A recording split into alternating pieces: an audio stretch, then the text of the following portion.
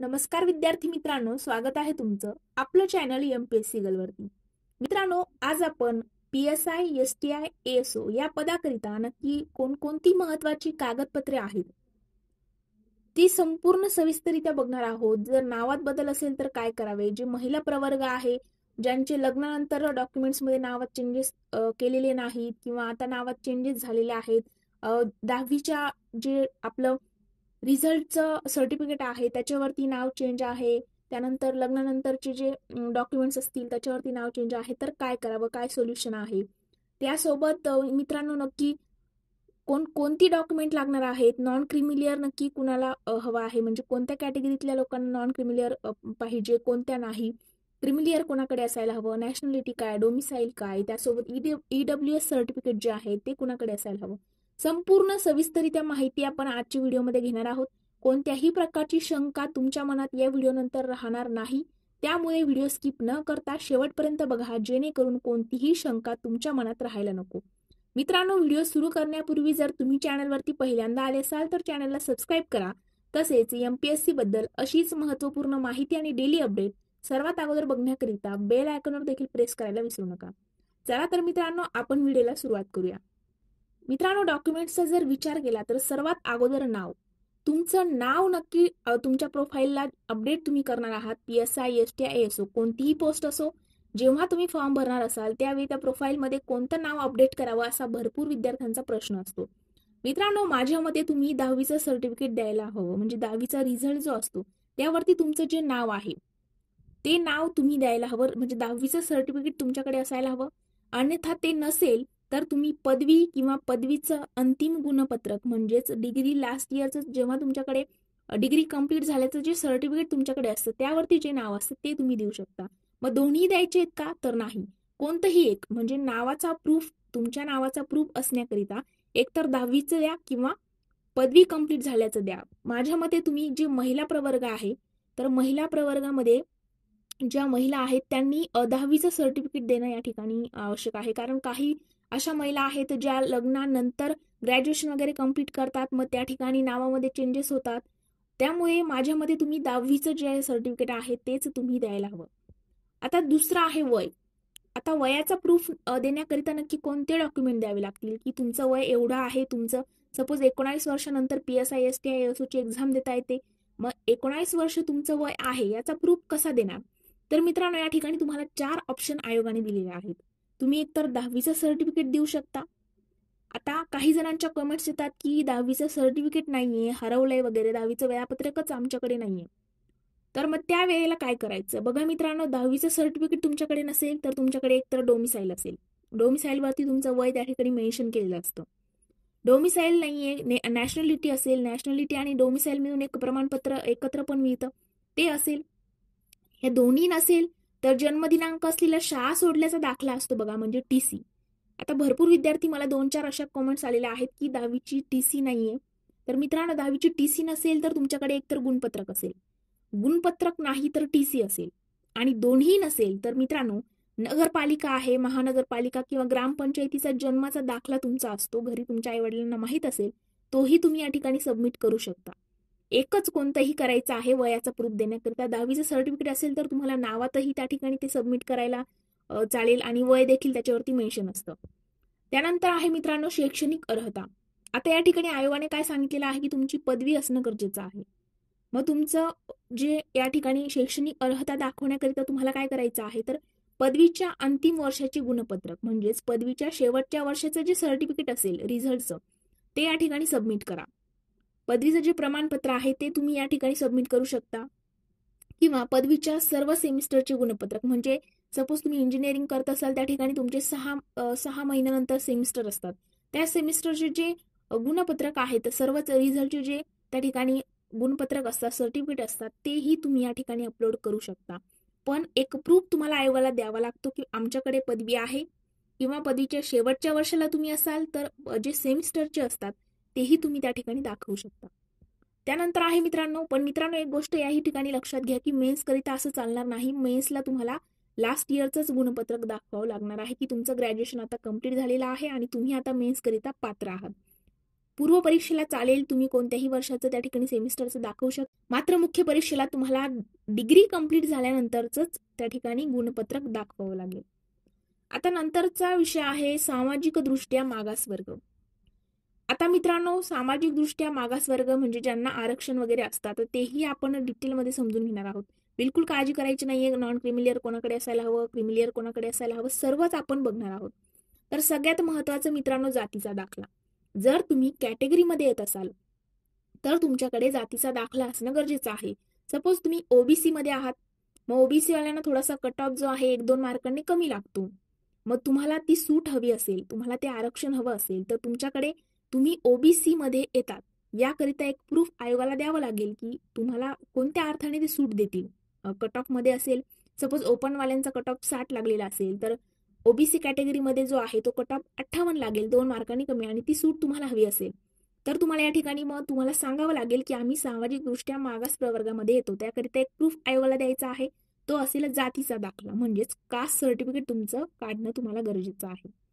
आणि अनुसूचित जाती आणि अनुसूचित जाती व अनुसूचित जमाती व्यतिरिक्त जे अन्य उमेदवार क्रिमिलियर मध्ये समाविष्ट होत असल्यास जातीचा दाखला सादर करण्याची गरज नाही. बघा मित्रांनो, जर तुम्ही क्रिमिलियर मध्ये येत असाल तर तुम्हाला कास्ट सर्टिफिकेट दाखवायची गरज नाही. जर तुमच्याकडे क्रिमिलियर असेल, कास्ट सर्टिफिकेट दाखवायची गरज नाही. कास्ट सर्टिफिकेट असेल तर क्रिमिलियर दाखवायची गरज नाही, अशा प्रकारे.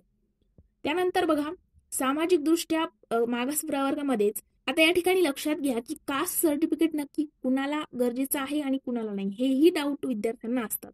तर बघा मित्रांनो, जे ओबीसी कॅटेगरीत येतात म्हणजे जे क्रिमिलियर मध्ये येतात त्यांना कास्ट सर्टिफिकेटची गरज नाही. तुमच्याकडे क्रिमिलियर काढलेलं असेल तर कास्ट सर्टिफिकेटची गरज आहे का? नाही. नॉन क्रिमिलियर कास्ट सर्टिफिकेट आवश्यक आहे. बघा, जर तुम्ही नॉन क्रिमिलियर मध्ये येत असाल तर तुमच्याकडे कास्ट सर्टिफिकेट असणं गरजेचं आहे. त्यानंतर आहे मित्रांनो ईडब्ल्यूएस म्हणजेच आर्थिकदृष्ट्या दुर्बल घटक. आता ओपन कॅटेगरीमध्ये 8 लाखाच्या खाली उत्पन्न असेल तर आता ईडब्ल्यूएस कुणाचं असेल? बघा मित्रांनो, आर्थिकदृष्ट्या दुर्बल घटक म्हणजे जे ओपन कॅटेगरीतले असे काही लोक आहेत ज्यांचं उत्पन्न खूप कमी आहे, म्हणजे 8 लाखापेक्षा खाली त्यांचं वार्षिक उत्पन्न असेल तर या ठिकाणी त्यांना ईडब्ल्यूएस सर्टिफिकेट जे आहे त्यांचं असतं, म्हणजेच वैध प्रमाणपत्र. आणि हे प्रत्येक वर्षी नवीन तुम्हाला काढावं लागेल. सपोज तुम्हाला 2023 ची एक्झाम द्यायची असेल तर 2023 एप्रिलमध्ये तुम्ही देत असाल तर मार्च पर्यंतचं मागच्या एप्रिल ते मागच्या पूर्ण 12 महिन्याचं तुम्हाला ते ईडब्ल्यूएस सर्टिफिकेट जे आहे ते काढून घ्यावं लागेल की आमचं उत्पन्न एवढं आहे. उत्पन्नाचा दाखला आपण म्हणू शकतो, तो दाखवावा लागतो की 8 लाखाच्या खाली आमचं वार्षिक उत्पन्न आहे. त्याकरिता ईडब्ल्यूएस सर्टिफिकेट तुमच्याकडे असणं गरजेचं आहे. आता प्रत्येकाकडेच असेल का? तर नाही. जे ओपन कॅटेगरी मधले आहेत ज्यांचं उत्पन्न खूप कमी आहे त्यांनी हे काढणं गरजेचं आहे, म्हणजे त्यांनाही थोडीफार या ठिकाणी सवलत मिळेल. त्यानंतर आहे नॉन क्रिमिलियर. आता नॉन क्रिमिलियर प्रत्येकाकडे असेल का? तर नाही. बघा मित्रांनो, विमुक्त भटक्या जाती जमाती. काय विमुक्त भटक्या जाती जमाती? त्यामध्ये एनटी अ ब क ड म्हणजे एनटी अ, एनटी ब, एनटी क आणि एनटी ड. इतर मागासवर्ग म्हणजेच ओबीसी, विशेष मागासवर्ग म्हणजेच एसबीसी आणि ओपन कॅटेगरी मधल्या फक्त महिला वर्ग या ठिकाणी येतील नॉन क्रिमिलियर मध्ये.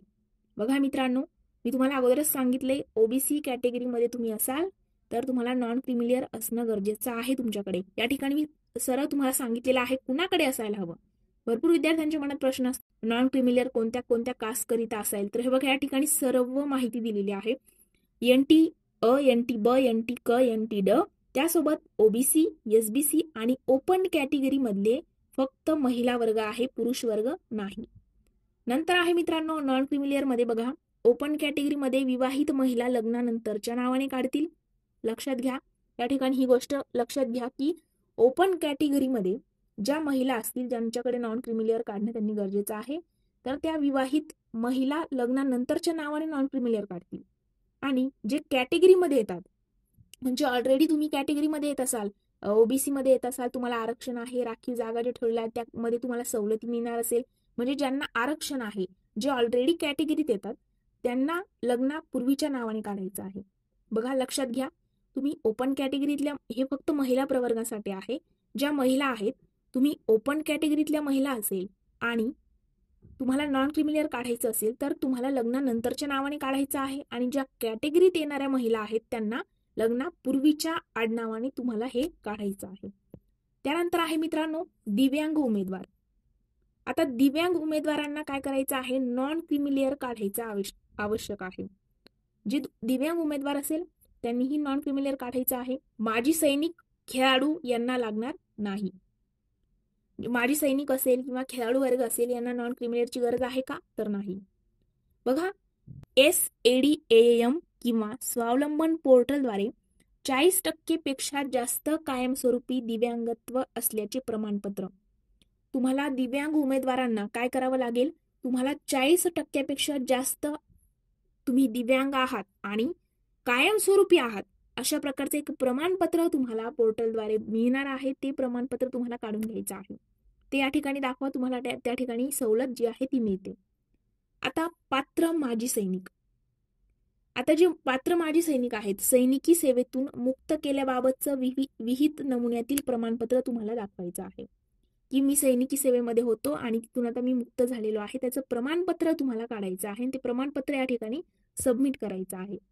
प्रावीण्यप्राप्त खेळाडू जे आहेत त्यांनी काय करायचं आहे, तर उपसंचालक क्रीडा व युवक सेवा यांच्याकडून काय करायचं आहे, क्रीडा प्रमाणपत्र घ्यायचं आहे तुमच्या नावाचं आणि किंवा प्रमाणपत्रासाठी अर्ज सादर जर केला असेल तुम्ही आणि सपोज आपल्याला उद्या फॉर्म भरायचा आहे, तुम्ही अर्ज सादर केलेला आहे आणि प्रमाणपत्र आणखी आलेलं नसेल तर त्याची पोचपावती जी आहे ती देखील या ठिकाणी सबमिट केली तरी चालेल जर तुम्ही खेळाडू वर्गात असाल तर. आणि आता मित्रांनो या ठिकाणी लक्षात घ्या, महाराष्ट्रातील अधिवास म्हणजेच डोमिसाईल. आता डोमिसाईल कुणाकुणाकडे असेल म्हणजे कुणाकुणाकडे असणं गरजेचं आहे, तर मित्रांनो जर तुम्ही ओपन कॅटेगरीतल्या महिला असेल, ओपन कॅटेगरीतल्या फिमेल अराखीव महिला ज्या आहेत त्यांच्याकडे डोमिसाईल असेल, ओपन कॅटेगरीमधील सैनिक आणि खेळाडू वर्गाकडे डोमिसाईल असेल, ओपन कॅटेगरीमधील जे दिव्यांग उमेदवार आहेत त्यांच्याकरिता डोमिसाईल असेल, पुरुष वर्गाकरिता नसणार. पण पुरुष वर्गामध्ये जे खेळाडू सैनिक असेल त्यांनी काढणं गरजेचं आहे. बघा, त्यानंतर आहे SSC उत्तीर्ण नावात बदल झाल्यास. बघा, सगळ्यात मोठा प्रश्न विद्यार्थ्यांच्या मनात हा असतो की SSC उत्तीर्ण झाल्यानंतर नावात बदल असल्यावर काय करायचे. तर मित्रांनो या ठिकाणी काय करायचंय, विवाह निबंधक यांनी दिलेला दाखला, त्या ठिकाणी तुम्ही विवाह निबंधक यांनी दिलेला काय करायचंय, दाखला सबमिट करू शकता. नावात बदल झाल्यासंबंधी अधिसूचित केलेले राजपत्र दाखवू शकता. राजपत्रित अधिकारी यांच्याकडून नावात बदल झाल्यासंबंधीचा दाखला तुम्ही घेणं गरजेचं आहे. राजपत्रित अधिकारी आहे त्यांच्याकडनं काय करायचं आहे, तर नावात बदल झाल्यासंबंधीचा एक दाखला घ्यायचा आहे आणि तो दाखला सबमिट करायचा आहे. तर मित्रांनो अशा प्रकारे आजच्या व्हिडिओमध्ये आपण PSI, STI आणि ASO या तिन्ही पदांना लागणारी महत्वाची कागदपत्र बघितलेली आहेत.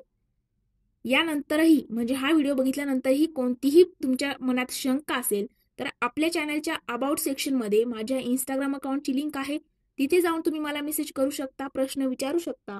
मी नक्कीच त्या ठिकाणी तुमच्या प्रत्येक प्रश्नाचं उत्तर देण्याचा प्रयत्न करेल. तर आज आपण इथेच थांबूया. Thanks for watching.